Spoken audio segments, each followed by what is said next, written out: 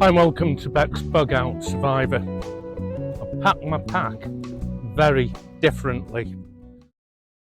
Now, there's something I've noticed, especially on YouTube. People give the good advice, and then when you see them load their pack, they do everything contrary to what they've just said. I'm going to deconstruct all the components in the pack, lay them out, and then repack them. And we'll talk about the dynamic weight distribution factor as we go.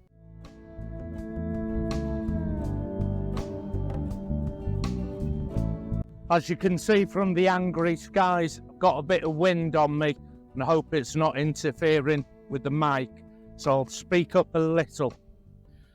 How many of us have heard when we've been watching videos that you pack the weight to the top and as close to your back as you can? Good advice. Then the guy comes along, he gets his pack and starts putting his sleeping bag down the bottom, and I'm thinking, whoa, you just said pack the weight to the top.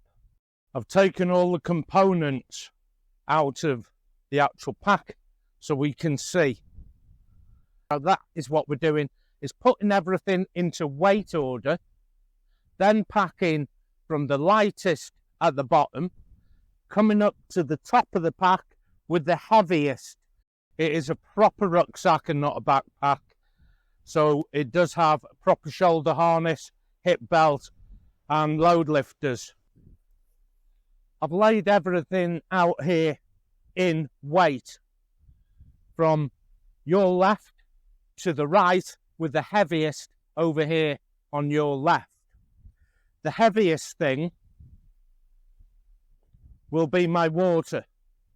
This is going to take up 2 to 3 litres, which equates to 2 to 3 kilos. If I fill it, it'll be 3 kilos. By far the heaviest thing I have to carry in my pack.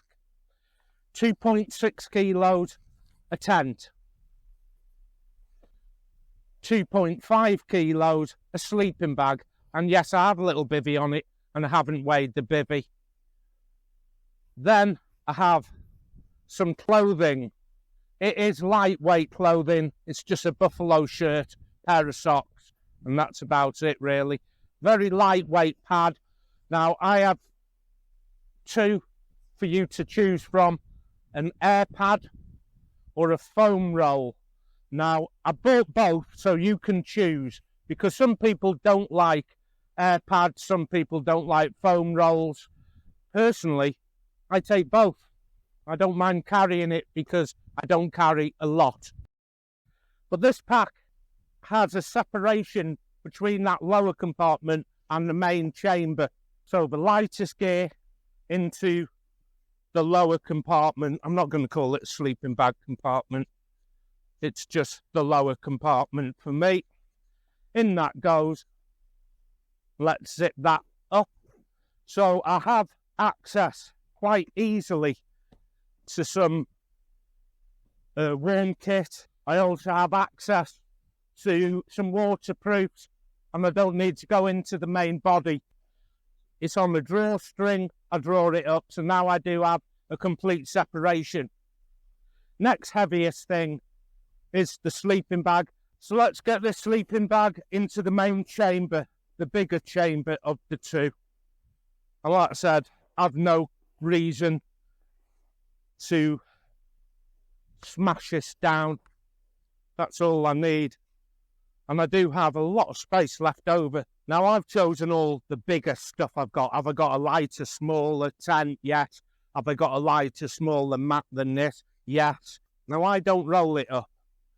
I choose a shape that is the same as that main chamber, which sits behind my back like that. So once I've shaped it, I'm just going to slot it in behind that sleeping bag. But both with me is a foam roll and a pad, just so you can see the difference. That I am just going to sit on top, bring the hood over, so I have the heaviest so far at the top, second heaviest in the main chamber, the lightest in the bottom compartment here. So I have my clothing I have my sleeping bag and a tent. And I've got an extra little bivvy. Just like a bivvy over my sleeping bag called Sleeper, you don't need a bivvy bag. Let's see where we're up to so far with the dynamic weight distribution as is advised, but never demonstrated. 1 pack, clothing, sleeping bag, and the tent. Now that just leaves 3 kilos of water. So, do I slip it where it's meant to go, on the inside water bladder sleeve? Or does this go even higher than the tent? Now remember, I am not going back to anecdotal advice. I'm actually taking the advice you should. So this is sitting right at the top, above the tent. Now, Bex Bug Out Survivor strives to find you alternatives to the mainstream thinking and viewing of YouTube. I know this isn't going to suit everyone because some people are like sheeple. They've heard the advice somewhere else, it's sunk in, and that's all they can do. The blinkers are on, they've got the blinders on, they can't do anything else, they're sheeple. This is the Source Reservoir Bladder, the British Army. And it's 3 litres, but it is not rectangular, it's more a square shape. So on the top hood, where usually your rain cover for your pack would go, I am actually switching things up. Now remember, I am going to test the theory of, okay, lightest to the bottom, heaviest to the top, but is it any better to carry? Do I have more discomfort? That just leaves a foam pad. Now, if you have an air pad, you'll be leaving this at home. If you prefer a foam pad, you leave the air pad at home. If you're like me, and I don't mind carrying what this has got to be less than 200 grams. I am not going to see my arse about bringing an extra bit of foam. I'm going to bring both.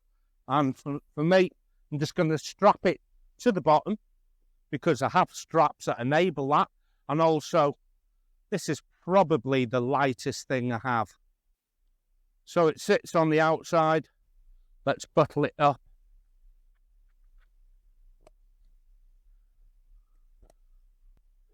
What about the food? What about the cook set? If you have watched Bex Bug Out Survivor long enough, you'll know I like my cook set on the outside along with the brew set and food on the other side. That is why I like these vintage packs.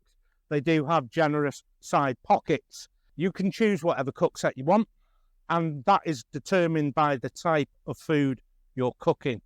If you just have a lightweight trekking food like a dehydrated or freeze-dried, you're going to need a very small pot, a very small stove, and you can choose what kind of stove and pot you want. It only has to be 500 mil. For me, some nights I like a bit of real cooking. I stop off at a shop, I get a tin of curry and some rice, and it doesn't fit them small pots. And if I choose the wrong stove, it'll burn the content of what I'm cooking, so I have to adapt. So I've chosen a system where I can actually stop at shop and get some food. That system lives in the side here. I've got the stove separate in this occasion. Now I could have one of these or 4 small. 4 small, 1 big. Adds up to the same. So depending on how many days I'm going, I'll either put more small cans in or 1 big one. That goes in the side pocket. What's in the other side pocket is completely empty. Why is it empty? It is empty because that is where I stop off at the shop and I get my food. A tin of curry, like I said, and the rice. What did I have the other week? I had a soup and a chicken from tins. Really, really nice, hearty. That video is available for you to watch for night camp members. What a delicious dinner that was. And I think it was done in this very pot. And yes, I just stopped off at a shop and got a couple of tins.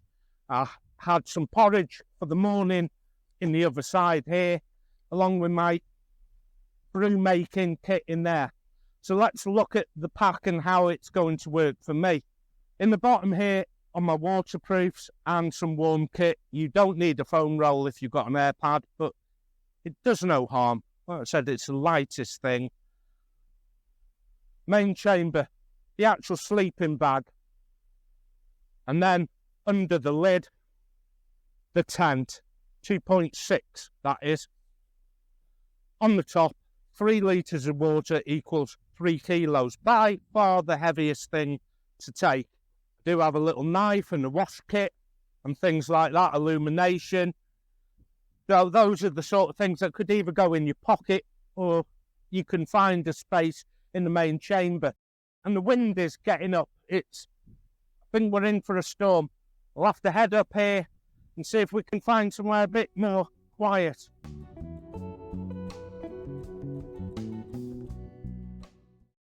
Actually, while I got the pack on, I'm going to walk a very steep hill. And it is steep. You'll be surprised how you can get the pace up even up a steep hill. With this video, I've actually packed, not contrary to the advice, but exact. But I do have an American-style trekking pack, and that is packed completely different. I do pack like our friends across the pond there. Oh God, this is steep.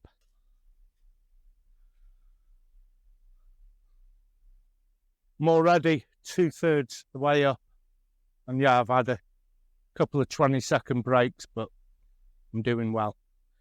How does it actually fare, this pack like this? I'm going to say a hell of a lot better than putting the weight down the bottom and then putting the light stuff at the top. And I know people think that is what they're doing anyway, but you have to lay your kit out in order. Heaviest on the right, lightest to the left. Grab your lightest and start down the bottom and work your way up to the heaviest to the top like I did. Okay, I know some people are going to say, I couldn't have that water sloshing about behind my head. Believe it or not, I can't hear it. Perhaps as the water depletes, I might hear it a little. Is it a game changer for me having the water next to my ears and hearing it? Will it annoy me so much I'll revert back to type? No, it really doesn't bother me. And I do have access to my water. Let me just take a swig. Oh, refreshing. Right, another thing people I know are going to ask. Because you've got the weight at the top and it's light down the bottom, isn't it going to make it top heavy? It certainly will if I loosen the straps. You see the pack falling off my back as I go from side to side. The fix to it is clamp down onto your shoulders.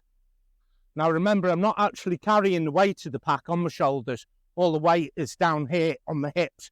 That is why I make this hip belt super tight. Get it clamped on. That is what is carrying the weight, not my shoulders. To prove a point, I'll undo the shoulder straps and take it off my shoulders. All the weight, almost, is on my hips. And now I've clamped it down.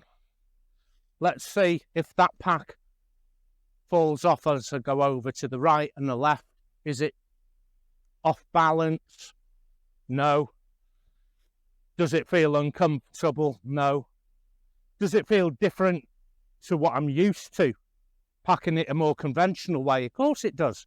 Of course it does. It feels different. But better. Does it feel better? Well, it's only my opinion. It does.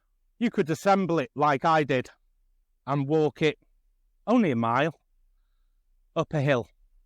See if you like it. And what happens if you don't like it? Revert back to type. It's cost you nothing to find out. And I'm going to leave it there.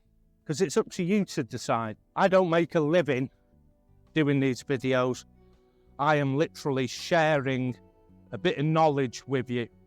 I'm at the trailhead now where I can walk home, and that has been one steep climb, and it gets even steeper that way. Home is that way. So give it a try. If you like it, use it. If you don't like it, you've lost nothing. Until next time, take good care of yourself, and I'll see you out there. Happy trails.